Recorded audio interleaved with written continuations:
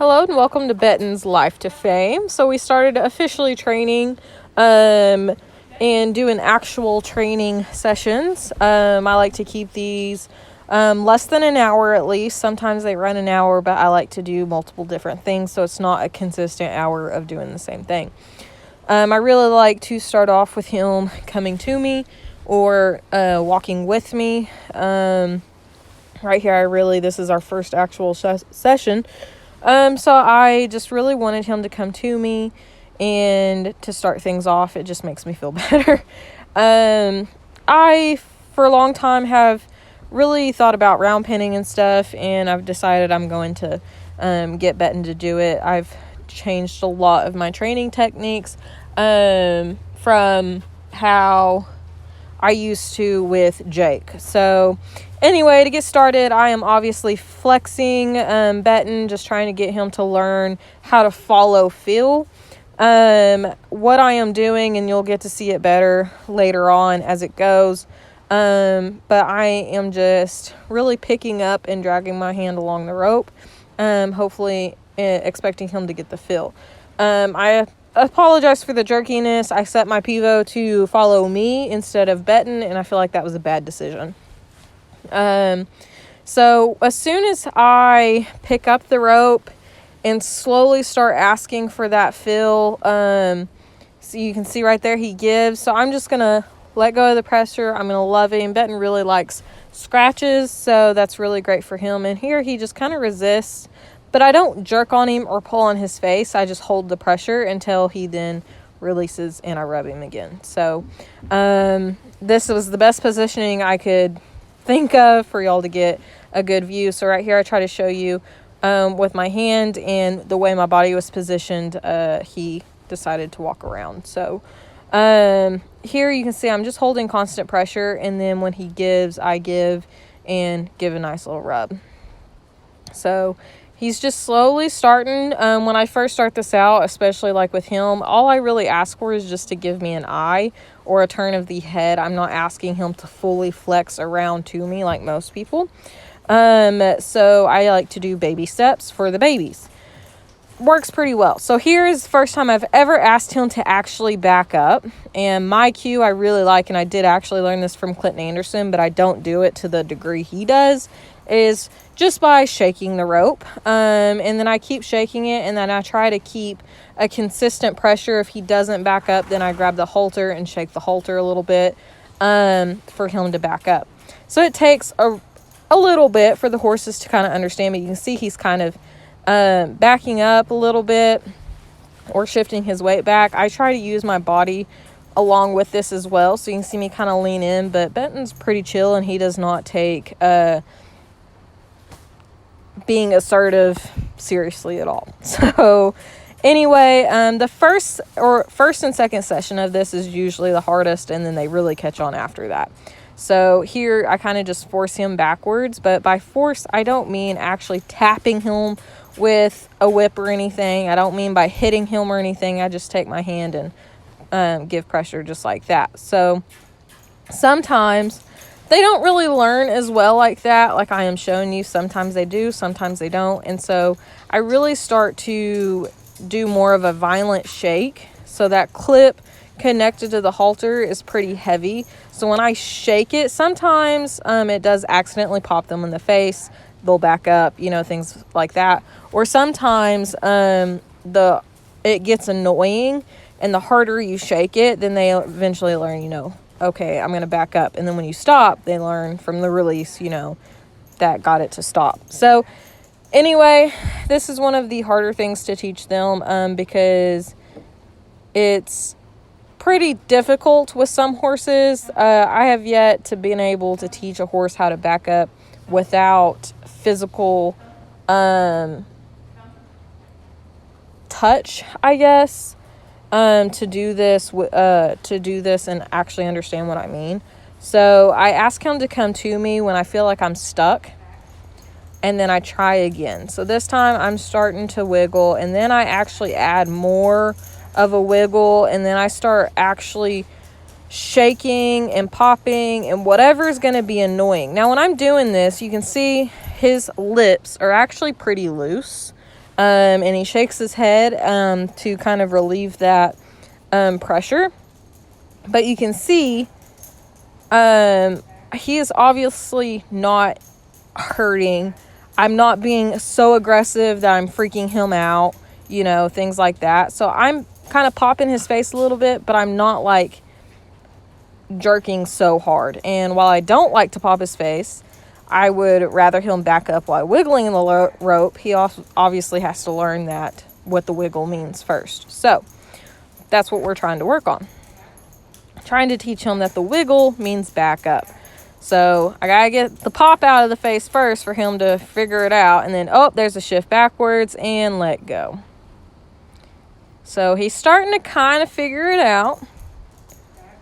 Get a nice little wiggle going on. And there's different ways to teach this.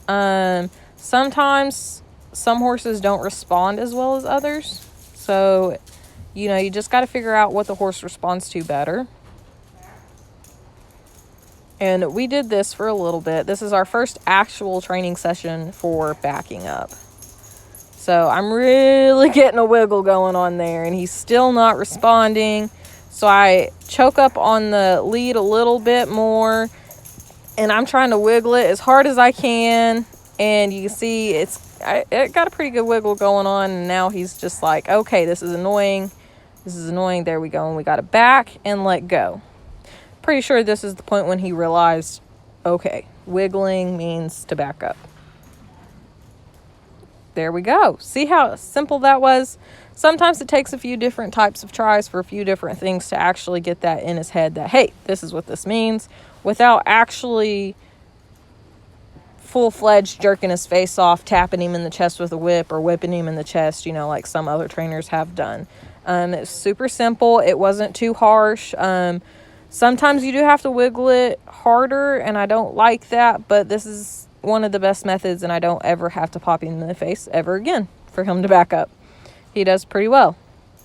So even after relaxing, he kind of got stuck there for a moment. But the harder I increased that wiggle, you see he's slightly backed up, and I didn't have to increase the pressure of the wiggle as much. He is a smart little colt, and I'm super excited for when I'm able to start actually riding him and doing in-saddle work. But of course, we got to do all this first. So now he caught on, and he did pretty great. So I'm going to let him go, and we're going to actually start working on some round penning. I've never been a huge fan of round penning, but it is something I do teach all my horses. I've had conflicted ideas about round penning because originally when I learned how to round pen, I used the Clinton Anderson method, and let me tell you, that's just not my favorite way to do it anymore. So I've been learning alternate ways to do it. So to start off, as always, I like to desensitize to the stick and string. This is just a cheap one I bought at my local Tractor Supply, and I just like to desensitize to it. I personally like to desensitize without a hold of the horse, because then that lets me gauge if that horse wants to take off and run. If I'm pressuring him that much, then he needs to have the option that he can go away, in my opinion. So I started doing it just like that. I started doing it in front of his face, and he walked away. No big deal. That's fine. We'll just go right into round penning. And so because I followed me instead of the horse, I apologize. Some of the parts you won't actually get to see Beton doing his work, but right now he's walking off, and I am just asking him to walk around. That's it. I'm following behind him. I'm not in front of his center of gravity to make him stop. My cues for round penning is up, for him to go up a gate, and if I want him to stay in a consistent gait, I just kiss to him. I do have a habit of pointing when I want them to go in a certain direction. So usually when I say up or I kiss to him, I'm pointing at the same time. So that's what you're going to see. I've worked really hard to try to be light and not use the stick and string as much. So you can see here, this is our first time asking to turn. And I don't have a preference of turning in or out. I used to. I would rather them turn towards me because to me, I just was learned that, feet to me means bad. And now I don't really have that mindset anymore. So as long as he's turning, I really don't care at this point. So I have the stick and string for more of a noise purpose. During this whole session, I have never whipped him. I've gotten close. I will whip behind him in a sense of getting that air off the whip, or just the sound closer to him to get him to move. So you see I kind of whipped the ground behind me there and asked him to move forward, and he did. Again, this is his first time ever round penning, so he caught on to the cues pretty well. He learned within this session that up means to go forward and pick up my gait, so that was fantastic. So I back up. Horses typically naturally will stop when you back up, so you add a whoa into that. And when you say whoa, then they start to consistently figure out, oh, whoa means to stop. So there's that. He pretty much naturally did it himself. And then I like to go into a nice desensitizing again. My desensitizing isn't typical of what you would see these days. It is more of a scientific approach to horse training. I used to desensitize just like any other person would, and you see he walked off there and then he stopped. So I'm whipping out in front of him, and I like to do intervals where I'll do 1 and then rub him, 2 and rub him, 3 and rub him, or some sorts of that. Here I just whipped once and then rubbed a couple times, and then I whipped 2 a couple times, and then I just kind of played around with it a little bit, and he's paying attention to it. I don't really like his reaction. It's more of a standoff reaction. Excuse me. But that's okay. That's okay. So he didn't take off running, so either way that's good and is helping. I feel like if I am desensitizing and a horse takes off running or backs up or is uncomfortable with me, there's an issue there for me. So I like to take breaks of different things. So when I notice that he may be feeling a little more stressed or he's not understanding, I would like to take a break and go to something else that we've already previously done.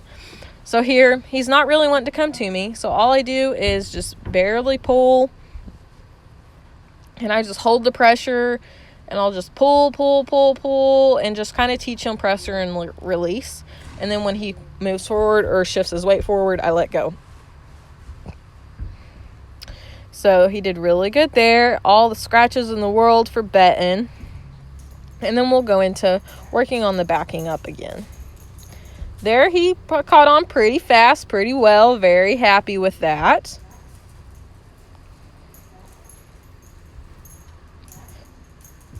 And then still, there we go. So he caught on pretty well to the backing up. I'm very happy with that. Super smart colt. And I didn't have to use a whole lot of force with him to actually understand, hey, this is what that means. Versus where I've seen a lot of people, when the horse doesn't react right then, they go to whipping or hitting them on the chest or something like that.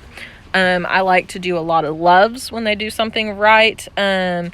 I am not doing positive reinforcement with Beton just because, one, I am not that good at it yet and I don't want to ruin him. I would like to stick with things that I already know right now.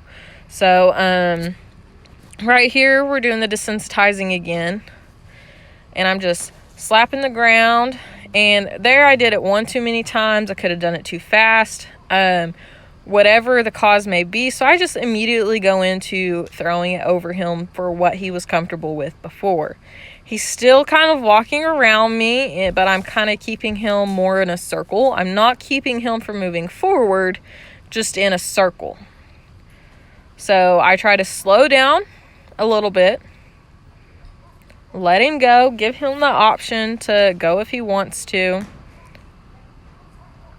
And he's still just not that comfortable with it, but he's not freaking out, so we go to rubbing him on the back. I've been doing a lot of research about equine behavior and different studies that have been out, and really trying to perfect the method I want to use that is attached to my name as far as how I want to train horses. And so I've been super nervous about training Beton, which is why I have put it off for so long as far as doing groundwork and stuff. And I'm just so nervous. I don't want to mess him up like I did Jake. And I've decided that I'm going to try it.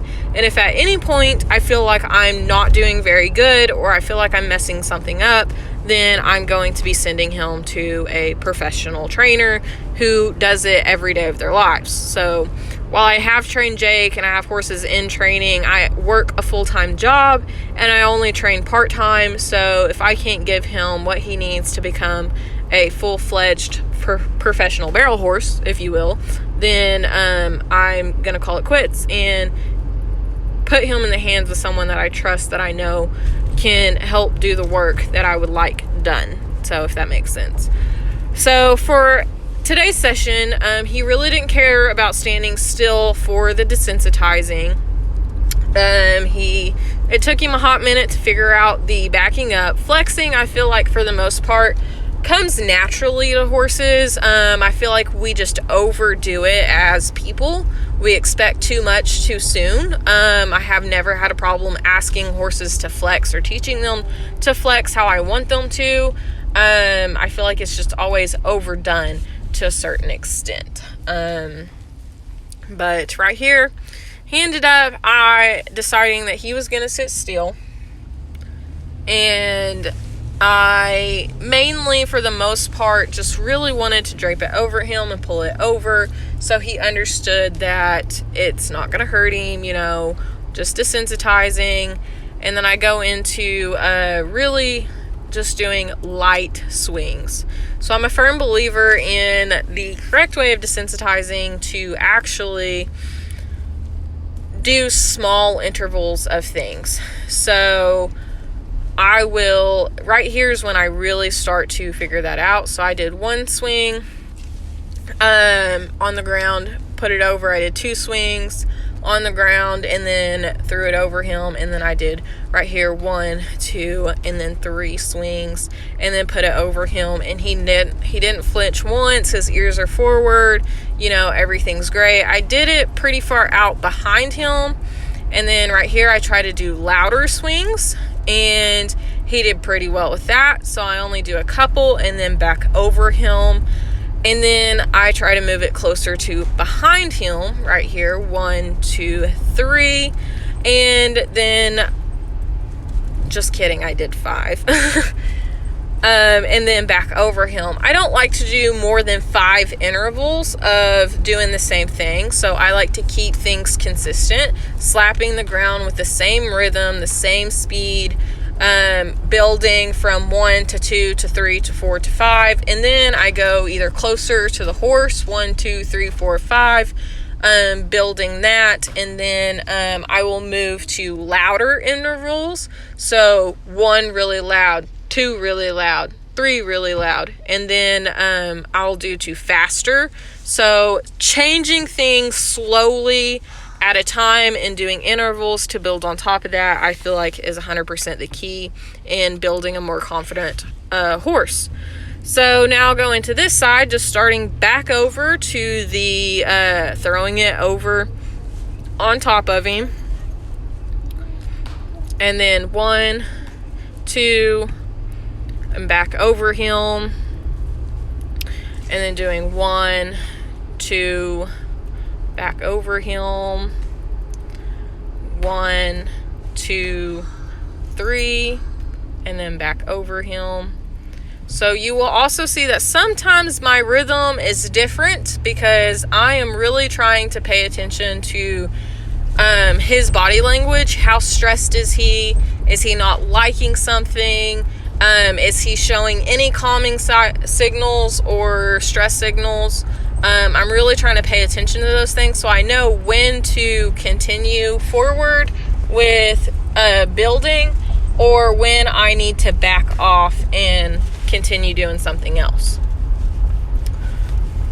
If all that makes sense. I really just started doing this, I don't know, maybe 2 years ago is when I really started changing the way I desensitize, and I absolutely love it. I see better results with doing this method and creating more confident horses, and I say that because Jake was desensitized the way that Clinton Anderson does, because that was the original way I started training Jake, and Jake is more of a spastic retard.